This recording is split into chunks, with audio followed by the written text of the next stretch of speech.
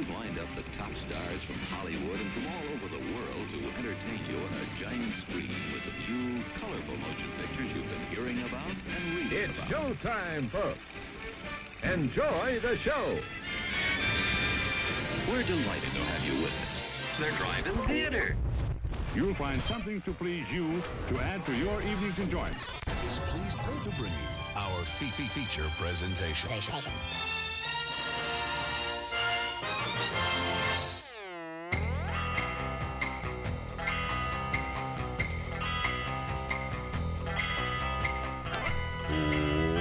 What's going on, everybody? Welcome to the show. You are tuned into the Drive-In Speaker Box. It is Monday night, 8 o'clock Central Standard Time. We are broadcasting live from the Drive-In Speaker Box studios.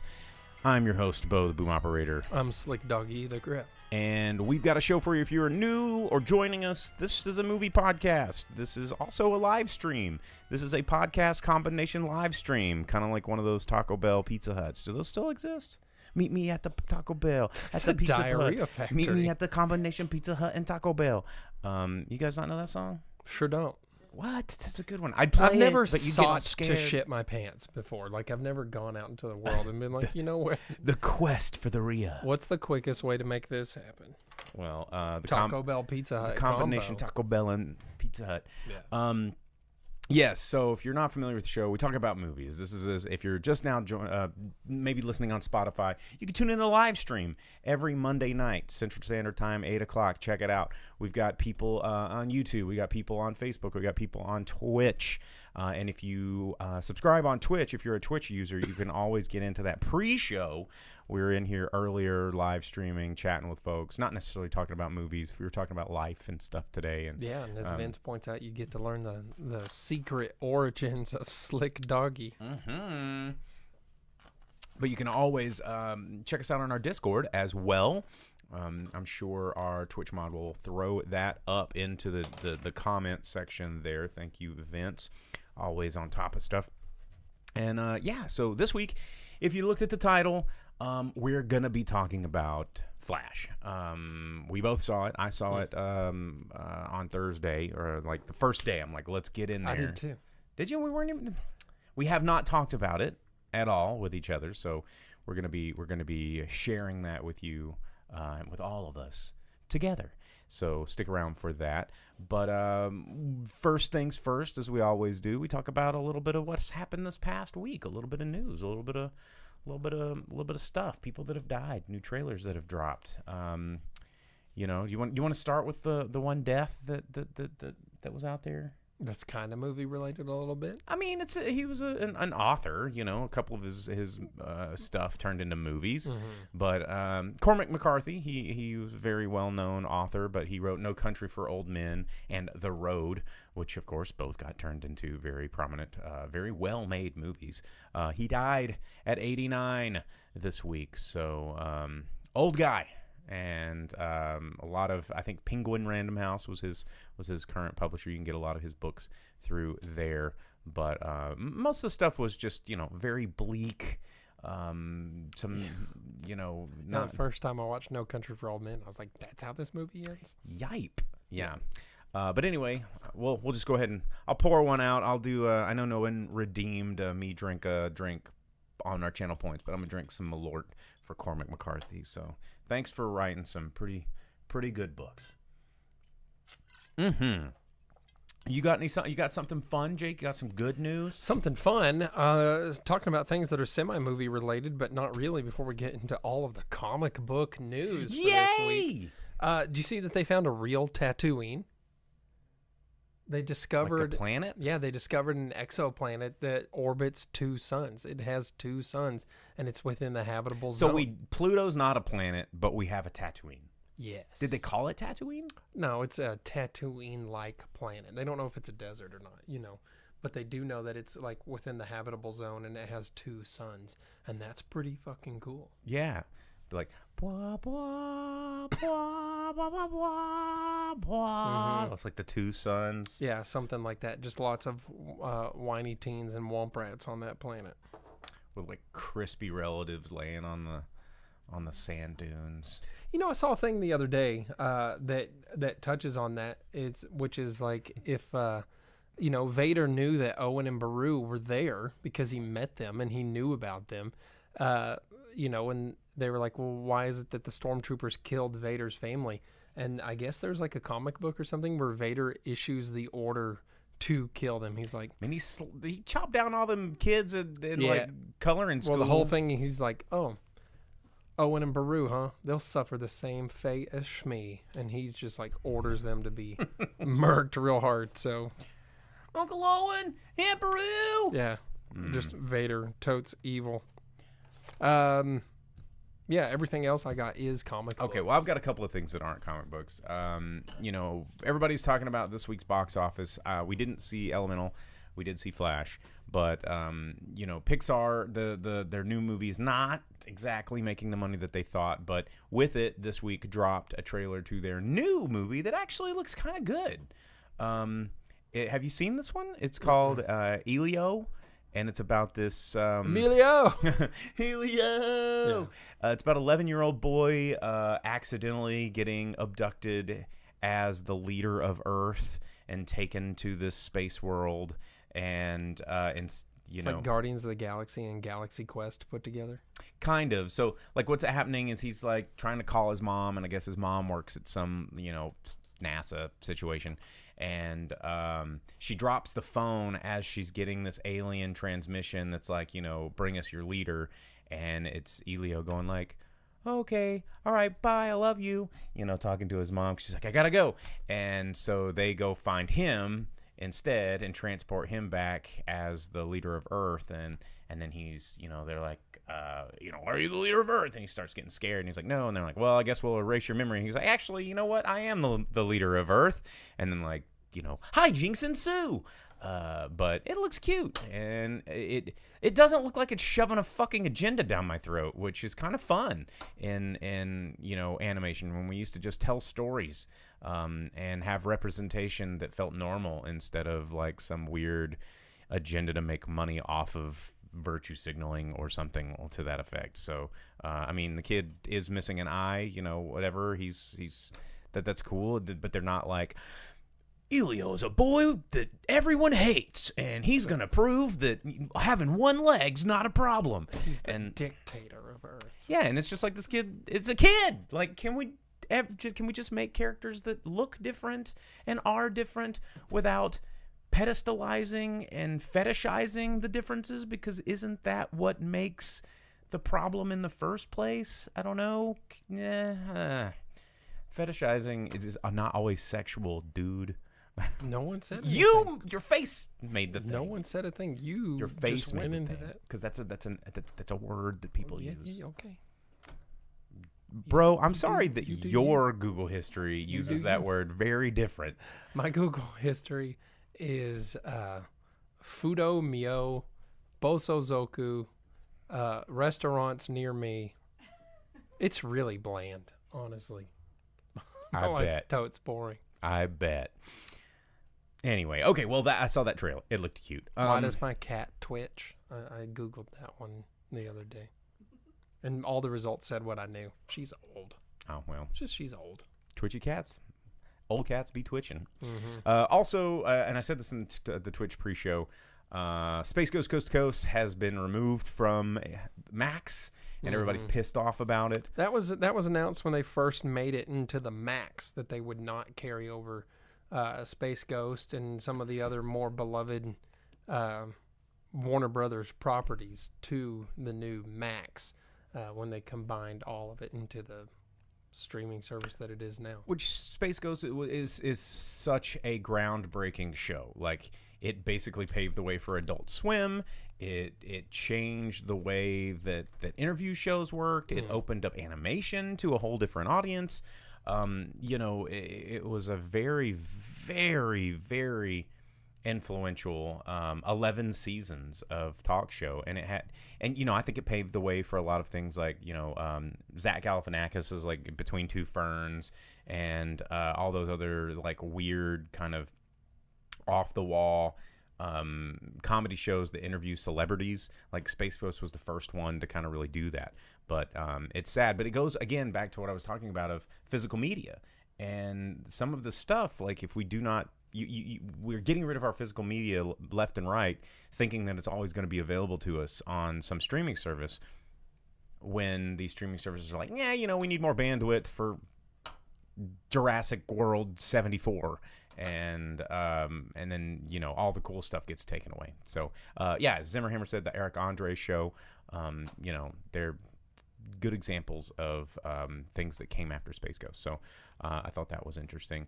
And something I saw you talking about quite a bit, the One Piece trailer. Oh, yeah. I forgot to write that down because it upset me so much. I know. You posted online. You were so upset. I did. About your favorite anime. Yeah, second favorite maybe, because there's One Piece, Initial D exists. That's your favorite. But yeah, Netflix released the trailer for their One Piece live action, and it's worse than you could have thought that it would have been. You'd think they would have learned their lesson from Cowboy Bebop. Or Dragon Ball Z. Yeah, Dragon Ball, whatever dumbass movie that Chow Yun-Fat had to suffer through. The One Piece trailer looks god awful, man. It's really bad. Every one of the characters is trash, and Luffy's your main guy, and Luffy looks terrible. So dumb. I mean, Zoro looks like he might be okay, but the fight scene. Doucher, bro. Where's your doucher? Like, that's what you need on your side.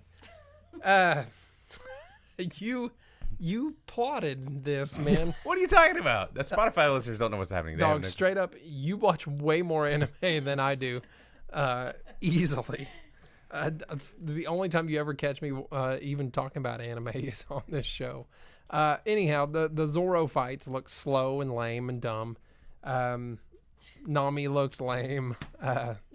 Luffy's whole thing was stupid. Well, when he had the rubber band arm at the end, I was like, oh god. Yeah, and in the trailer he goes, every superhero has to come up with his own special powers names, and like everyone else in the cast was just like facepalm, which is what everyone in the world did. Yeah, because in One Piece and most shonen stuff, they don't go, well, I have to come up with a name for my attack. What's it gonna be? They just shout something. They just do something. Yeah, Iron Reaver Soul Stealer or whatever, right? What the hell is that? That's from Inuyasha. That's Adult Swim. There's your weeb right there. I'm pretty sure that Weeb Detector. Let me see. Where's the Weeb Detector? Yeah, it's right there. It's going off. Weeb detected. Weeb detected. Weeb detected. Weeb detected. Anyhow, the One Piece trailer looks dumb. It looks super dumb. Man, you know what? Hey, learn how to operate the studio, and you can make buttons. Learn how to get keys to this place and how to operate things. Mm-hmm. Oh shit, that's funny. Anyhow, it looks real dumb. I'm pretty upset about it, but we all knew it was going to be lame. I'll probably watch the first episode of it just so I can make myself sick and come talk to you guys about it. It's a series. Yeah. This is season 1, and it takes place starting off at Baratier, where they encounter Sanji, and then it does flashbacks to lead up to Sanji. Also, Usopp looked real dumb. Luffy looked dumb. Zoro looks like Zoro. I'll give him that. I also can't handle listening to the stuff in English. Like it's weird it's so me. bad. Yeah. It's super weird. Gum. Just the worst CG. Yeah, like come on. It just doesn't work when it's in English. No, it does not. Vince on Twitch, he jumped in the comments and said he was excited about the new Avatar news. I'll love anything after the M. Night film. And so, the casting. There was a lot of teasers coming out. There was a teaser for the new show, and it was really not much of a teaser. It was just the kind of the intro symbols, and then there was an image grab of Aang, however you want to say his name. What do you Aang? Because what do you call someone who's a weeb for Avatar? Because Avatar's fake anime with Korean American flair weeb. designed by white dudes. A woob. I don't know. So good It is really good. Not also says, turns out weeb does not mean what I thought it meant. Probably should have Googled that a long time ago instead of relying on context clues. Weeaboo. Weeaboo. Yeah. But Avatoids. Yeah, I don't know about that one either. But because Avatar has its own set of weebs. Well, there's going to be a live action show, but then there's going to be 2 new animated films that are going to come out, and the animated films are going to take place, I believe, when Aang is older. And so it's Avatar and Korra? Yeah. Yep. The part where everybody wants to know. Because isn't Aang dead at the beginning of Korra? Yes. Aang does not exist. Okay. Yeah, he's dead, and they're His all. oldest son is the only one. And doesn't he come back as a ghost, like in one episode in Korra, like an Avatar, a previous? Just like all the old avatars do. And he's like, Korra, trust in yourself, and whatever. Yeah, I don't know if he talks, but. Or maybe See he what just I'm goes. See what I'm talking about? There's a whole group of like weebs just for Avatar. Hey, chill out. It's a good show. It's a good show. Okay, well, that was. Did you have any other, I guess, comic book news? We got to jump into that. Yeah, we got no, 10 minutes left. The rest of it's all comic book nonsense because Flash came out and then DC went crazy with their news, and then Marvel, not to be left out of the comic book news loop, kind of had their own little things. Well, let's jump in it. Yeah, just to get your Marvel out of the way here, Neil Kirby, son of Jack Kirby, is throwing a big fit on Twitter about some new Disney Plus documentary about Stan Lee, where they give all the credit to Stan Lee because Stan Lee always gave all the credit to himself. And Neil Kirby's real pissed off about that. So he's out there to campaign about how Stan Lee is full of crap and no one should like him because Jack Kirby was there the whole time too. And then today, before the show, Sony released the trailer for Kraven the Hunter. Yep, they sure did. Move over, Morbius. Yeah, there's another villain that they're going to make a movie about where he's not the villain, but instead the superhero. And because Kraven we just has can't make a movie about a bad guy. Which really would be weird fine. superpowers. I don't know if this ever happened in the comics, not when I was reading them, but he has a drop of lion's blood fall into his wound from the lion, and that gives him some sort of superpowers where he can he has all the same powers as Rob lion? Schneider in The Animal. Oh God. Yeah, I'd just rather watch that. it's Rob Schneider in The Animal, but instead of furry butt cheeks, he dons the vest, which is just a furry butt cheek on his shoulders. Yeah, furry shoulder cheeks. It looks real dumb, but it also has Zeus and Quicksilver in it because they're just recycling more Marvel It's people. Morbin time. Wait, which Quicksilver though? The Marvel Quicksilver. Not the one that was Aaron- in the X-Men movies, Yeah, right? Aaron Taylor Johnson is The one that died. he's Kraven. Yeah, the one that wasn't fast enough to get out of the way of the bullets. Gotcha. But they were both in Kick-Ass, which was a Marvel property. So this will be the third Marvel character that Aaron Taylor Johnson's played. And he's cool. He was in Bullet Train, wasn't it? Yeah, he was in Yeah, Bullet. He was really good in Bullet Train, Yeah. and he's one of the people that everyone has on their list for the next Bond. You know, for some, Ooh, yeah. I don't know about that. Well, I don't know. He was extra British in. Well, yeah. And which is pretty close to how he is in real life. If you've ever seen interviews with him, Yeah. he's pretty close to his Bullet Train character. But the rest of it is, of course, DC because they're the ones that got the big stuff going on right now. And one of the big things is that Andy and Barbara Muschietti, the director and producers of The Spider-Verse. Flash, Flash. they have inked a new deal with Warner Brothers where they have a 3-year film contract for first look. They're going to come up with movie ideas with possibility Jumping of the gun a little bit here. Andy being the director. Well, he did It for them. He's making Welcome to Derry, which is part of their TV deal that they signed with them because they signed both a movie and TV deal with Warner Brothers. Barbara's the sister. She's the producer. Andy's the brother. He's the director. They have first rights, and he has the option to be the director on any of them that they pick. And then they signed a TV thing, too, that keeps them in Warner Brothers world, I guess. Yeah, like I said, they're already making the Welcome to Derry for Max.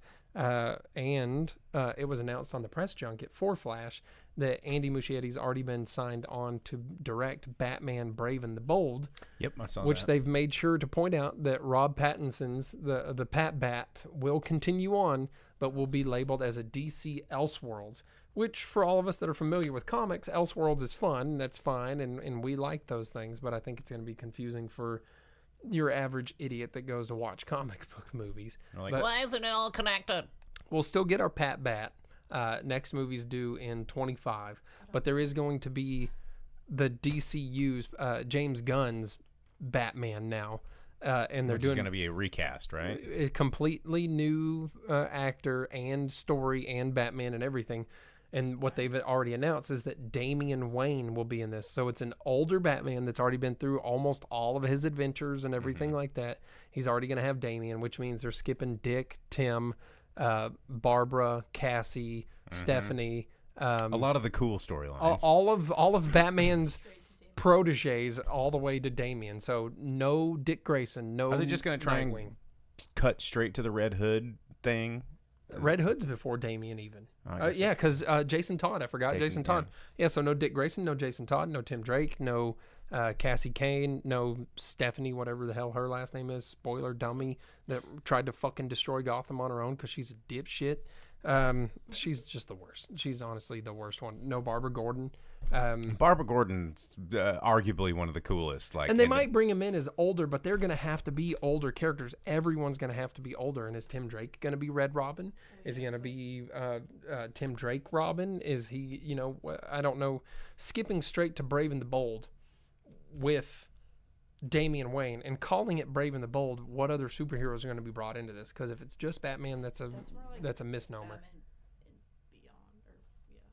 Batman Beyond's Terry McGinnis. That's way in the future. Terry McGinnis. That's Terry what it is feels the like, coolest really. because Terry's Shway, and Terry is a Bat clone, made by Waller, which is another series that DC has announced that they're going to have. That, yeah. And they're keeping the actress they have as Waller right now.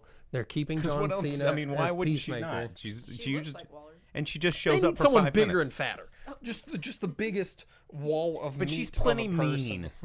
She's good at the part. Yeah, she nails it. Yeah. They've also announced that Swamp Thing is going to be a movie. Wait. Really? So the DC characters that are confirmed for the new DCU right now is older Batman, Okay. Superman with Superman Legacy. He's going to have to be an older Superman too, I'm sure. Let's get to the Swamp Thing part. Swamp Thing, directed by James Mangold. Why not James Wan? He did such Well, a good hold job on. with the show. But Mangold has done both of the decent Wolverine movies. Did he do Logan? Yeah, he did the Wolverine and Logan. Okay.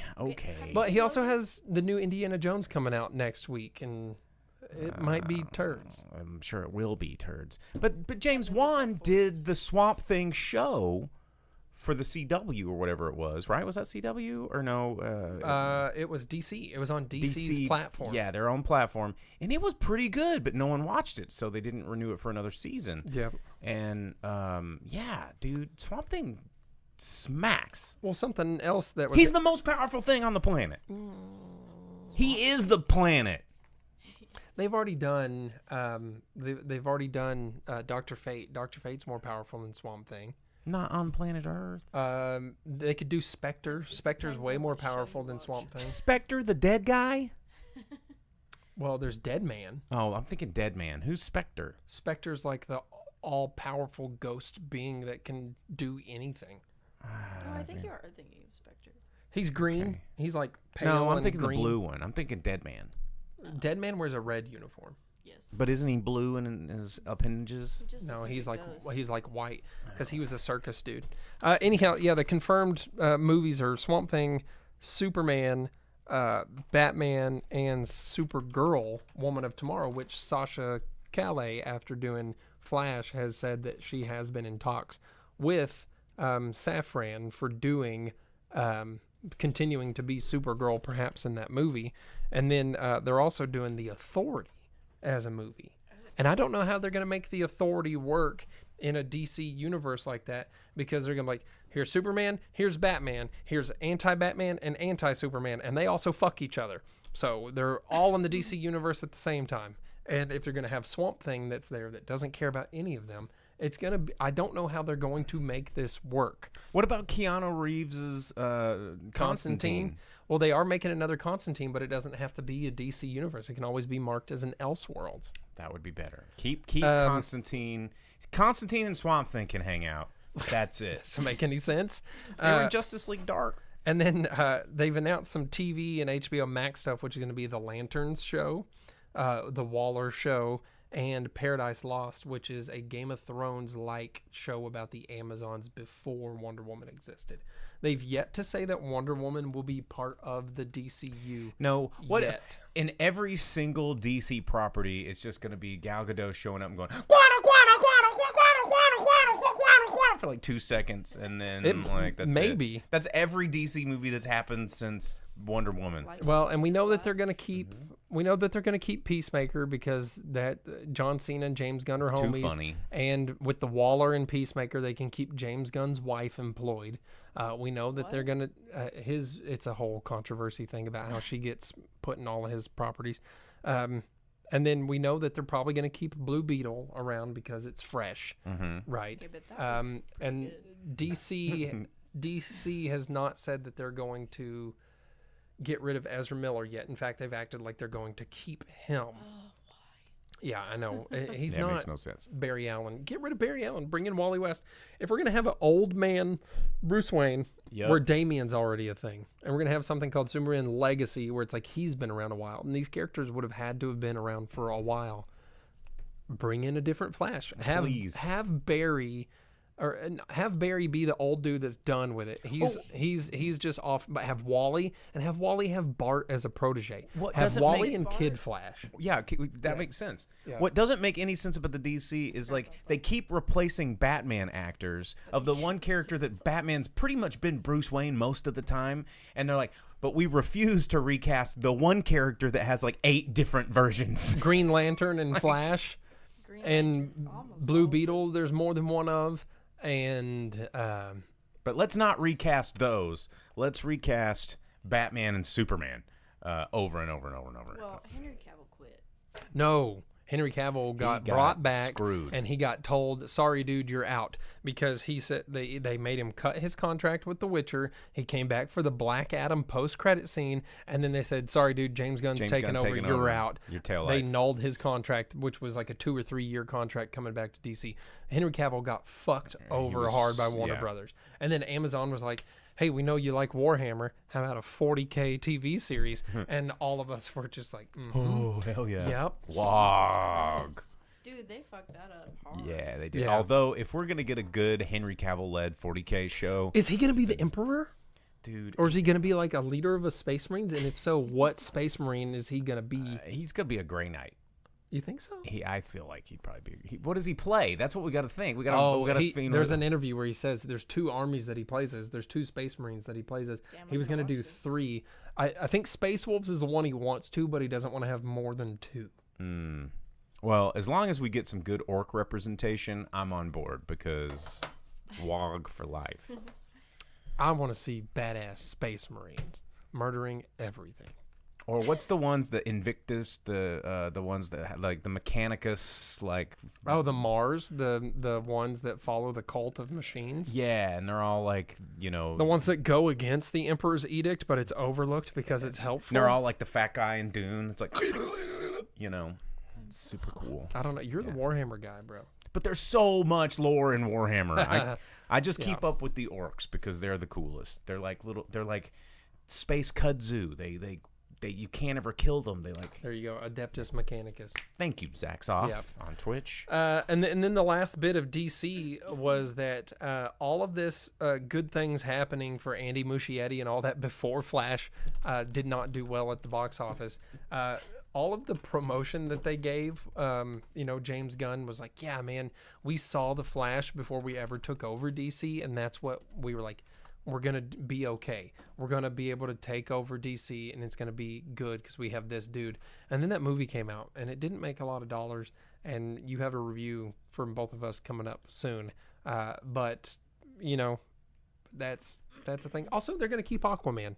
They made it where they can keep Aquaman because James Wan, he's only had to redo Aquaman 6 7 1,000 times. I know they said that Flash had 3 different endings, and they scrapped all of those for the one that they decided to go with for James Gunn's universe or whatever. Maybe it was an okay choice or not, but you know, they're gonna keep Aquaman. They've gone through 7 iterations of that to make it work for this dumbass thing that they're making. Sorry, the comments are just getting ridiculous here.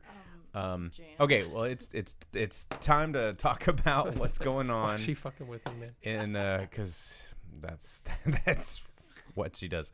Shout outs to our comment section here.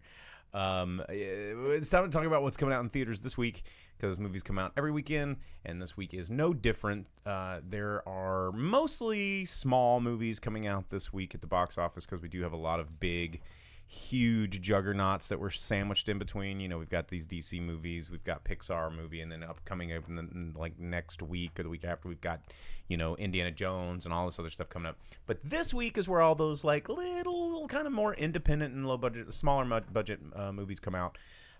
There's the one you've probably seen the trailer way too many times for. It's Jennifer Lawrence. It's No Hard Feelings, where she's just, you know, it's awkward sex comedy with her and a teenager, which I guess seems like comedy, but I think if you were to gender swap this one, it probably would be a little uncomfortable. It'd be Revenge of the Nerds. Which has been canceled. That movie got canceled. Did you realize that? Yeah, I mean, that makes sense. Louis Skolnick is a rapist. I know, but the rest of the movie's still pretty good. Yeah, Ogre's cool. Yeah. And Nah, Jefferson from don't gnaw Marry the Children coolest is song cool. ever. Clap your hands, everybody. Everybody just clap your hands. Dude, yeah, the Revenge of the Nerds song smacks. Yeah, anyway, I'm gonna probably have to play it. I wonder if it's copyrighted. Booger is cool, says Zach Soft. And you know what? Speaking of Booger from Revenge of the Nerds, you know, he works as Adam West Butler in the movie Adam and Bert Return to the Batcave. I did not know that. Yeah, so he's in a DC property. Yeah, dude, it's awesome. It's so freaking good. And then you get to like the cool part. Oh, it sounds like crap because someone just recorded off their TV, but you get. Oh yeah, with Toji response on the gong, and then you have what's the dude's name where he comes out? He's like, "Clap your hands, everybody." Yeah, he was the one that was in the. He had the. What was his name? I forget his name, but he was like the stylish fashion one. Yeah. There we go. Now we got some bass. When you had the kid was out there, and he was. Yeah, here we go. And then Booger comes out with like dressed as Elvis. It was a talent show. Like, what a rad talent show. Oh, because this is a good song. The origins of this show were based around music from film. So give me if I have a chance to play some music from film, I'm gonna take that opportunity. So Are you saying that's the salvageable part of that film? It's so good. Because the rest of it's fat Lamar. jokes and sexual harassment and rape and bullying. That's not true. Like, if you were to rewind a year ago or 2 years ago, you would have been like, I love Revenge of the Nerds. It's such a good movie. I love it. I'm not saying that I don't like it. I like the first two. The first two were pretty good. But it doesn't mean that there's anything that's acceptable in that movie in today's world. It was a different time.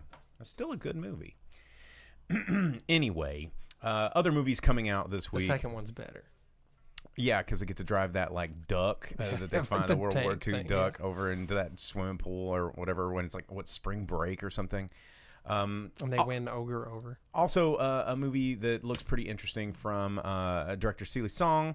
It is a Korean film called Past Lives. If you're into getting sad, this might be just for you, but I think it looks really, really good. I don't think it's going to be playing in more than limited, really, maybe expanded release, but it looks pretty awesome. Also coming out, probably the one that everybody's going to be seeing in theaters if it comes to a theater near you, is the new Wes Anderson film, Asteroid City, which is already out in limited release, which is only like 20-something theaters, but let me see. It might be in more than that. It's in 6. It's in 6 theaters, actually. But making an absolute insane amount of money already for only being in 6 theaters. It's already made almost a million. It's in the top 10, and it's only in 6 theaters nationwide. So, but Asteroid City's coming out this weekend, written by Roman Coppola and Wes Anderson. Talking that, did you see the trailer for the Hunger Games thing? What? No. Oh yeah, the prequel where it has like young President Snow, but Jason Schwartzman plays a young Stanley Tucci, and he looks exactly like Stanley Tucci. That's weird. It's super weird because when I saw it on screen, I was like, what? That's super weird. Yeah. So yeah, Jason Schwartzman's like a young Stanley Tucci, and they keep that character going, and then they have like President Snow and some girl, and they have to like kill people in the first Hunger Games, and it's kind of like. Is this based off a book? No, not at all. Just out of their. Just expanded Just universe. just keeping the property. They need money. Yeah. But it looks like a really crappy version of Running Man, even more so, because they're like putting like a dirt arena and just have to kill each other in the first couple of ones. Interesting. I don't know. It looks like it might be fun-ish, depending on how brutal and Running Man-esque it can be. All right. Well, that's what's coming out in theaters this weekend. You can check out any of those movies if they're playing in the theater near you. Check your local listings. Dina says he's not a young Stanley Tucci. But the father of the Tooch. Stanley Tucci's dad. Daddy, Papa Tooch. Well, they made him look exactly like the Tooch. Tooch 1.0. Well, let's get to the working overtime part. Let's talk about the title of this podcast, The Flash. The Flash movie, it's out there. The reviews are coming in. It's not making as much money as they thought. It actually opened up less than Black Adam did, which DC is kind of embarrassed about. But if you haven't heard about this is the Ezra Miller-led Flash, where they kind of tackle sort of a version of the Flashpoint story. And really clean it up for TV and add more comedic bad CGI babies than they do like other people that you know and love getting decapitated and speared and worlds ending and instead of the super cool Flashpoint stuff, yeah, they decided to make it all ham and goofballs. Yes, so ham with a side of goofballs. This movie, I'm gonna jump in and say I did not hate this movie. I didn't dislike this movie. This movie felt like there was a good movie in there somewhere. It was like, but it was wrapped in a lot of shit. Remember that review that I sent and we read it and you were like, it said that like a kind of exact thing and you're like, well, that sounds like they don't know what they thought about that movie. Well, but then you watch it and you're like, right. Oh wow, okay, they were kind of right. Well, because that person didn't really hate the movie either. But as there's tons of things about this movie that are enjoyable. I thought that when Ezra Miller was not being a freaking goofball, he kind of was like, oh wait, this guy can act. He can be engaging on screen and he can play a character, but instead he gets so too much into this hammy, like, how much stuff can we eat? How can I argue with myself? There's a lot in the movie that really made it difficult to enjoy. I did not like it as a whole. Well, I thought that it was a good Batman movie. It was a really good Batman movie. The Ben Affleck Batman stuff, Kevin, help me out, Michael Keaton, George Batman Clooney, stuff, wow guy, the Adam West, it's all over the guest internet. spot, all of that. I thought it was a good Batman movie. It was not a good Flash movie. It didn't well represent Flash and what his powers are and what Flash can do. Nope. Supergirl was dumb. She felt like she solved a problem real quick. They were there just so that Flash loses his powers at the beginning of the movie, right? And her sole purpose in this movie was to get Flash's powers back, and they misused her. She was not used well at all. She could have been a lot cooler. She could have been a lot cooler. Yep. But the best of except they were like, well, here's the thing: Supergirl's never as good as Superman, so. And I was like, wow, what a fucked message this movie put out. They're like, yeah, girl power, but she sucks. She's not ever going to be able to pull it off. She's just not good enough. So that part was upsetting. I didn't like. I thought Zod. The whole Zod thing was dumb. Such a half-ass. And then why they put bubble wrap over all the Zod people's heads and make them look so bad? That was from Man of Steel. But Because it looks so bad. Because as soon as they took their helmets off, all of the effects of the atmosphere and the sounds and everything coming in overloaded their. But give super him a senses. bubble like Mysterio. Don't give him this like diapery bubble wrap. You're bringing garbage. up stuff from like 2011 right now. But it looks so bad. That was what took me out of this movie a lot. Was there was a lot of hammy CGI. So the CGI is really bad, and Andy Muschietti's come out and he said, "Well, it's supposed to be bad on purpose because that's what Flash sees when he's in the Speed Force." It's like, what about all the times when he's not in the Speed Force? That's my and you point. have real Ezra Miller and plastic Ezra Miller. Like it looks Or like so bad. plastic Ben Affleck Batfleck on a motorcycle going with like a dumb plastic head. Like That was just because the mask was designed poorly on that. His face, the bat mask when he looked, was driving it, and the whole thing was CGI, and he looked But bad. what was the budget? They could have done better. And those CGI babies, Exactly. and that CGI dog, and the CGI everything. And you might be able to was get away with the terrible. whole like that's what the Flash sees in the Speed Force if it wasn't throughout the rest of the movie when there was no Speed Force going on. The speed, but that's the thing. The Speed Force scenes. I even said this in the theater. I was like, well, maybe it looks like this because he's in the Speed Force. And okay, I get it because he's in there and he looks normal and everything else looks whack. But like you just said, when he's out and then the rest of the parts of the movie, it just looks cheap. And it's, I know you're trying to keep up with the MCU and maybe you don't have the budget, but find other ways because we are getting so spoiled on CGI that if it's not looking good, then we gonna rip it apart. Yeah, but all of the best parts of this movie are definitely Batman stuff, and I do like the way that they explored how time can work using their spaghetti theory and keeping the spaghetti thing going through the whole movie, which is if you travel back in time, it doesn't just affect from where you land going forward, but for time to align itself and figure out how it's going to work, it affects everything in the past to make a suitable timeline. So the Batman you get in this is a version of Michael Keaton 89 Batman, but it is not the 89 Batman, right? And it's moments like that that make me really like the movie. You know, because I think that's why I feel like there was a good movie somewhere buried in this. You know, because some of the ideas were really good. I love the spaghetti metaphor.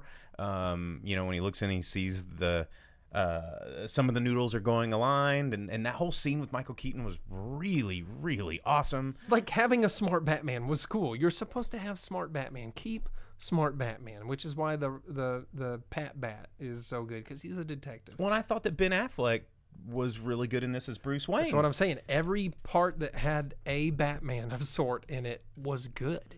Because it was less focused on Batman's incredible toys and Batman being the guy that's like, don't do this. Here, let me drop some smart on you. And even Flash said, hey, you're the world's greatest detective. Can you help me figure But see, this out? that's why it's not a good Flash movie, No, and especially it's not not. a Barry Allen It movie was because never about Flash. It was never about Flash. not one part of the movie's about Flash. It's about his idiot doppelganger, his idiot doppelganger's horny roommates. Finding Superman. The fact that Flash has never once got his fuck on.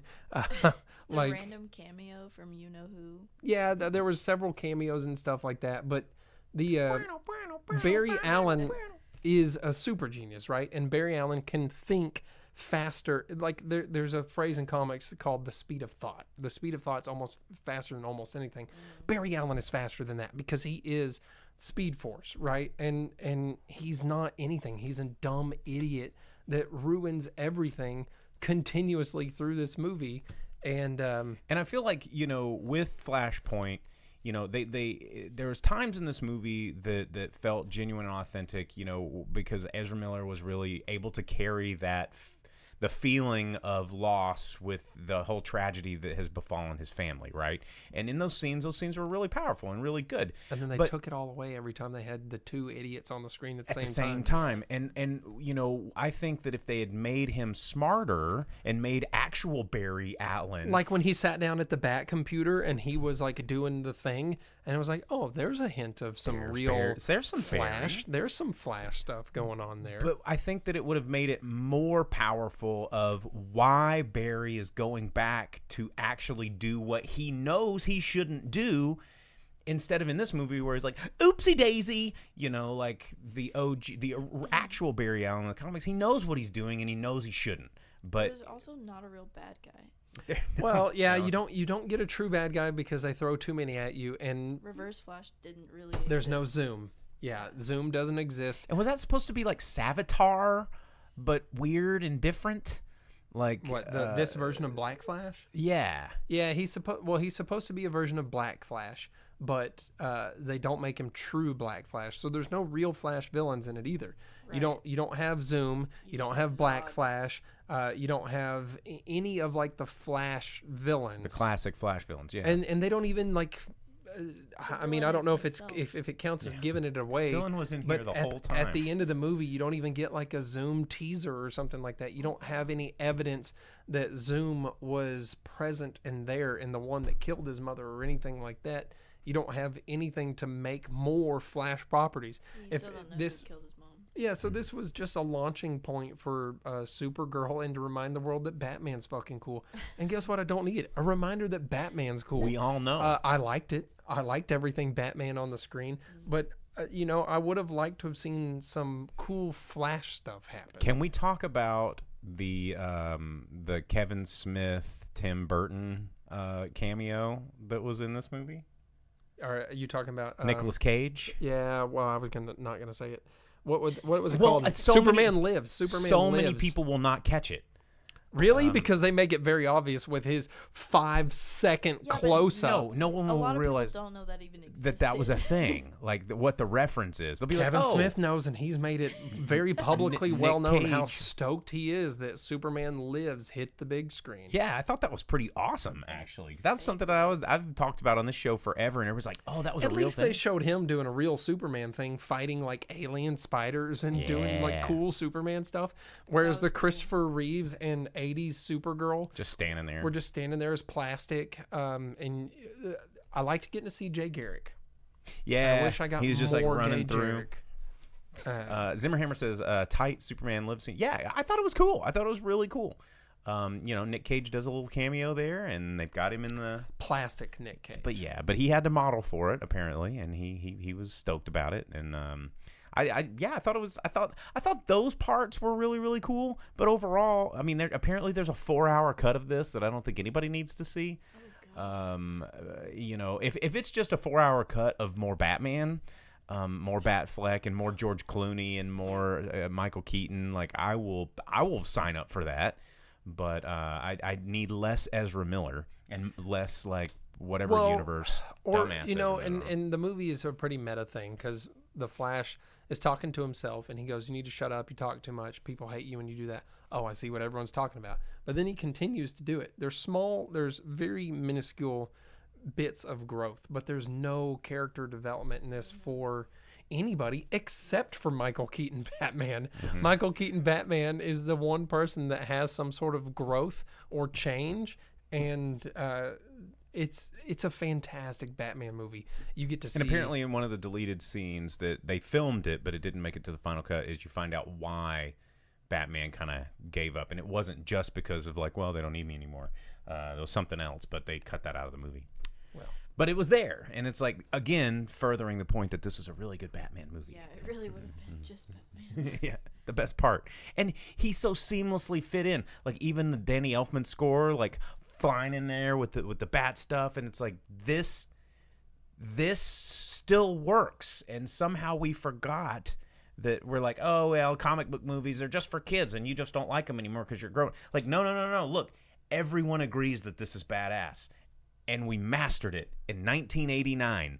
Like, how come we keep screwing it up? yeah, the first big Superman movie turns out, or superhero movie turns out, was one of the best ones. Yeah, and still is. Anyway, And yeah, of course, there's no CW appearances at all. You don't get to see anything Arrowverse.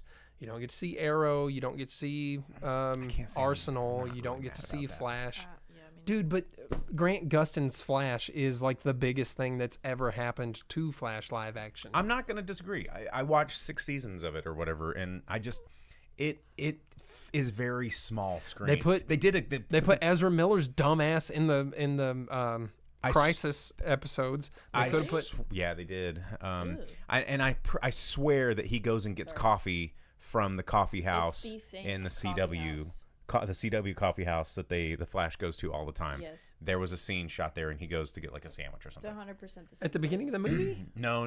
It's like in the middle. Yeah, when he's at It's like his watching the news when Zod gets there. and it's in that cafe. You're right, that It is is. the Yeah. same coffee The house. same coffee house. But they stayed on the ground level, and Flash always hangs out on the upstairs in the show. But the stained glass or whatever gives it away. I was like, oh my god, yeah, this is the same one. Okay. Jitters. Or whatever it's called. So anyway, it's in theaters right now. We could probably talk about it a little bit more, but we only have about 10 minutes left of the show, and Jake's got a movie he wants to talk about really quick, and we have the box office to go through. But I guess final thoughts there is it's a fantastic Batman movie, pretty terrible Flash movie, not making a lot of money. DC's not too happy about it. Super poor visuals. Yeah, the CGI is going to give you, it's going to make you not so happy. Yeah. If you're going for anything except Batman, you are going to be disappointed. The Batman stuff. And, of course, they do mention, I don't know if it's a spoiler or not or whatever, but they say that Aquaman's the same in every universe so that they have their cop-out for Aquaman 2 to continue on and be part of the DCU as James Gunn has it. So we will continue to have Jason Momoa Aquaman because they just outright tell you that. Yeah, it's going to be the same. Yeah. So. Until he gets arrested for something, and then they change it. No, Momoa, dude. He's like a dad and a cool dude. Well, you never know. You never know with these DC people. They always pick them.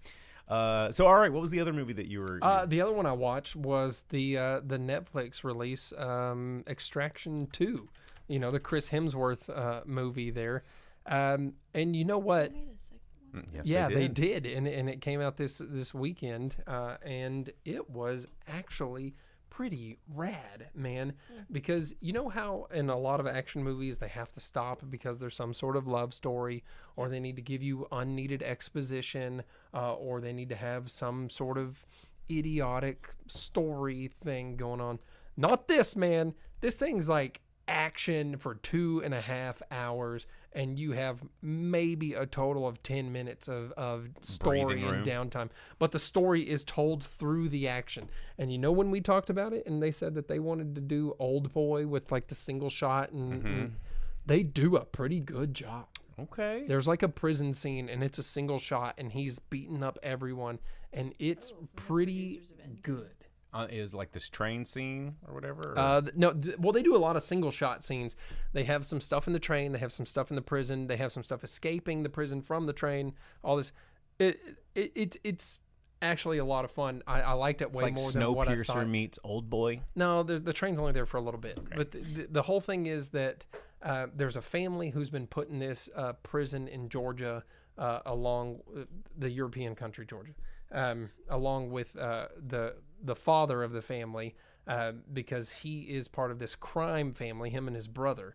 And he insisted that his family be brought there and all this, and his brother's the one that controls politics in the country.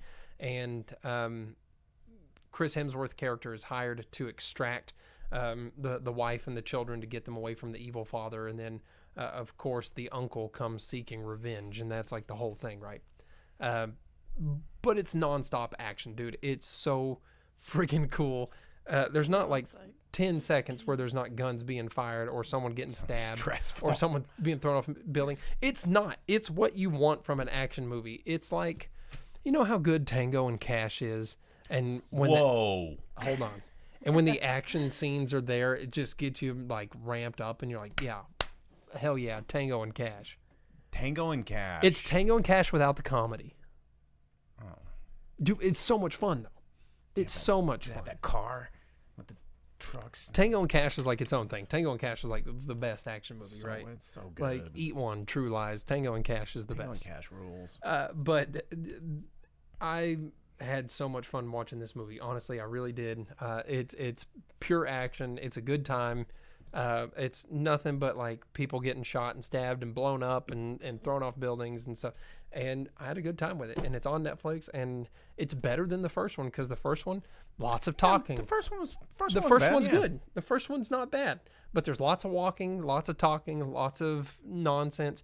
This one has a few minutes of exposition. Skip all that. Which is enough to build the characters that it wants you to have and all of that. But the majority of the movie is just explosions and gunfires, and it's not like Michael Bay style. Like, it's actually fun. They're showing a lot of behind the scenes things in the Netflix bit, and it looks like a lot of really cool practical stunts, and looks pretty cool. So Zimmerhammer or no, Velvet Santa asks is, do they learn about family while doing one last job? Yeah, that's the whole thing.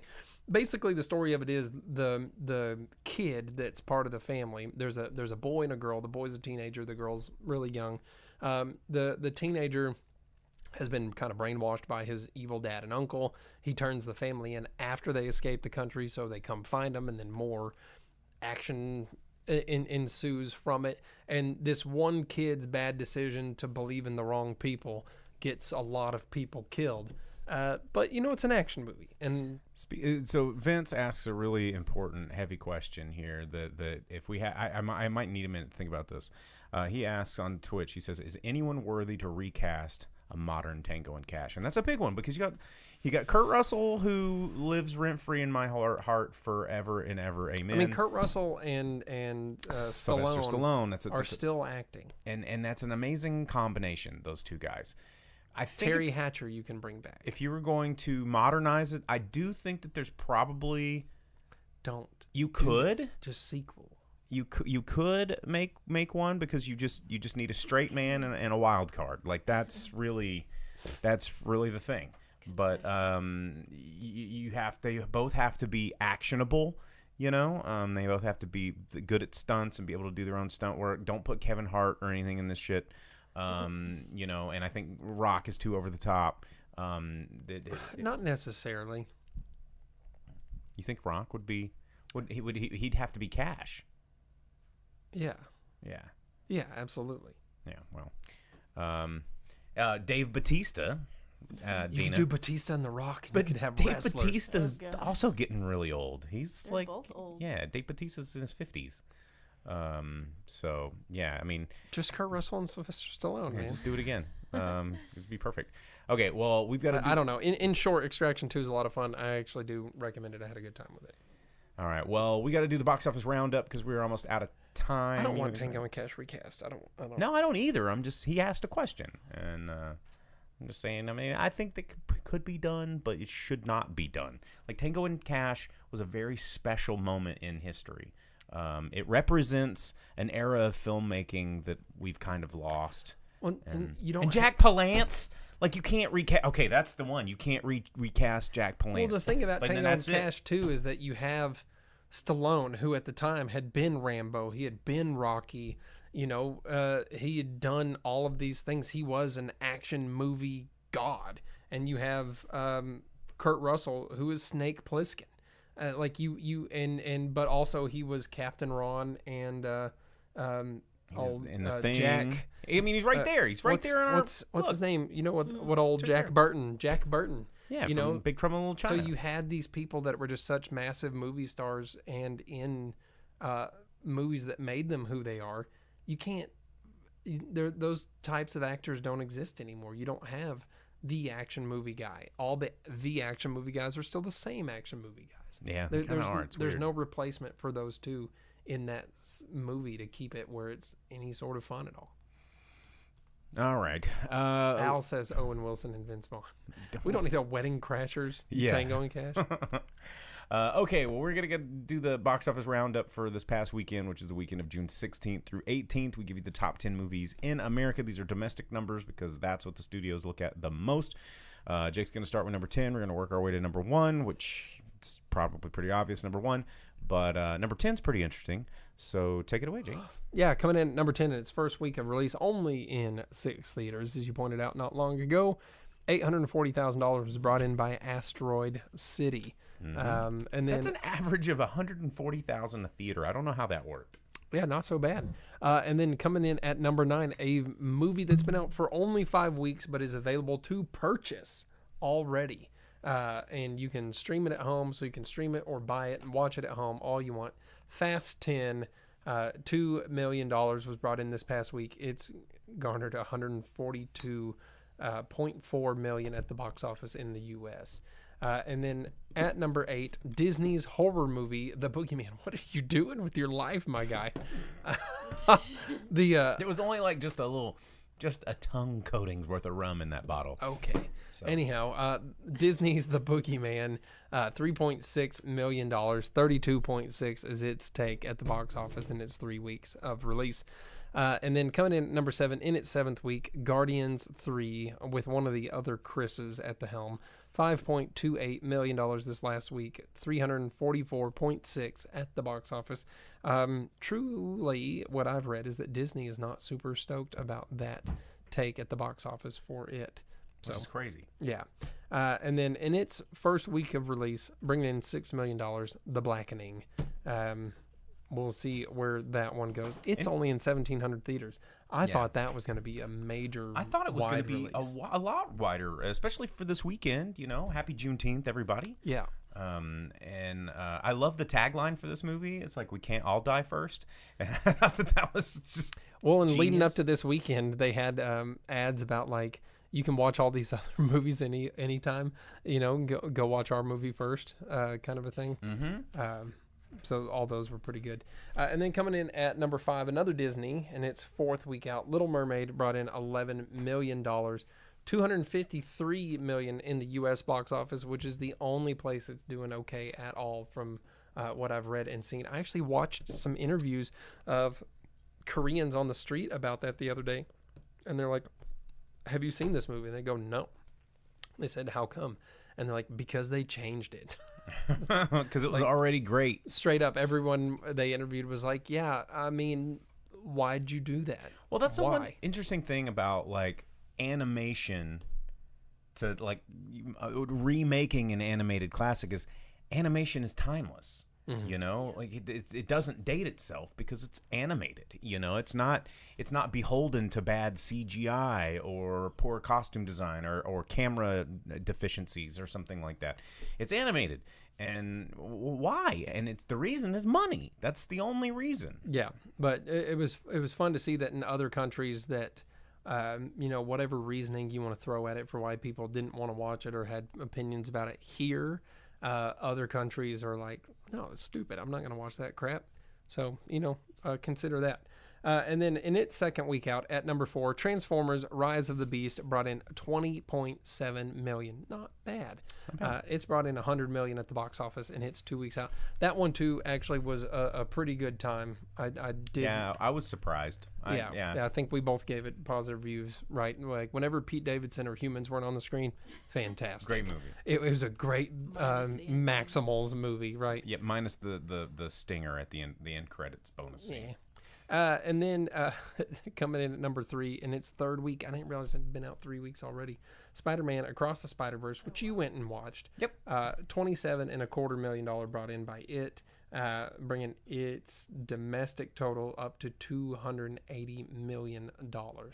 And it's been getting great reviews, and I read articles about that one that said that superhero fatigue is real. Everyone hates superhero movies because Flash isn't doing good. Guardians didn't do what they wanted, all this stuff. But Across the Spider-Verse is doing what people wanted. It's because it's animated, and animated action movies with comic books just works better. It. Yeah, it's animated. $493 million worldwide, nearly $500 million. I still don't understand why America and American studios have such apprehension in making serious adult animated stories. It's like They're honestly the best. they are, and heavy metal rules. Well, I mean, even going like the animated Flashpoint Yeah. that DC did. Oh, times DC movies better are the than tits, shit. man. We always talk about DC I would movies. much rather see that in theaters. And you Oh, look at yeah, because you have Thomas Wayne that's like, yeah, crime's done. bam. But there are some pretty old animated Marvel films that are bloody and gory and good. What was it? Planet Hulk is pretty damn good. There was a Black Panther one a long time ago. I don't know. Yeah, but if you read like any of the comics they're based on, they're garbage. Well, sure, but But they're the still DC. The DC more ones, fun to watch than the real life. well, Yeah, it's like comics the best, animated's like next step, and then live action's like at the bottom. But what's- DC, they're like, oh, you know how you like that on the page? Well, here it is brought to life. Well, and what's so stupid about like when they try to do these live action ones, they dumb them down. They're like, well, animation's for kids, and then they make these dumbass live action movies that are more stupid and infantile than the animation ones were. It just makes no sense. I guess Flash has some R-rated scenes they took out of it too to get its rating brought down to make it more friendly. It probably would have been a lot more interesting movie. Superhero movies would be more interesting with more Serious, cool stuff going on in when serious subject matter. Vibrates through the walls. You can do that with a human body. Yeah, and kill people. Yeah, I mean, there's scenes in Flash comics like he ripped Amazo's brain out one time by doing that. He's had a bomb stuck in his arm because of Batman's plan to kill the Justice League, and he had to vibrate the bomb out of his arm and everything. Yeah, I mean, you can do adult stuff with comics, which is why they're fun and why people like comics, not because they're for kids. Anyhow, number 2, Elemental. Surprising to see this one at number 2 because they're talking about how poorly it did. Another Disney movie, $29.6 million in the U.S. It's brought in a bit more money internationally, bringing it up to $49.25 million across the world. Yeah. And then coming in at number 1, the hype machine that was Flash brought in only $55.7 million in the U.S., not doing anywhere near what they wanted. It's brought in another 74.5 across the world. Its total is $138.7 million. But for something that they've been putting that much money and advertising behind, dude, I mean, using as the basis and their launch point for their new cinematic universe or whatever. That's it says it has a production budget of over $200 million and an advertising budget of at least $65 million. It needs to hit 200 to 300 million to start being at the break-even point. And I'm sure That's all the the reshoots didn't help. This movie needs to make $300 million before it becomes a flop. That's insane. Before it becomes successful. Or, before it stops being a flop. Yeah. Vince says over on Twitch, he says, in Fathom Events and Weeb News, July 18th, Demon Slayer, Kimetsu no Yaiba, live on stage. I guess with the success of Spirited Away live on stage, the Demon Slayer just seems like the next logical step. So I am so far behind on Demon Slayer. I gotta get caught up. Where's your weeb icon, guy?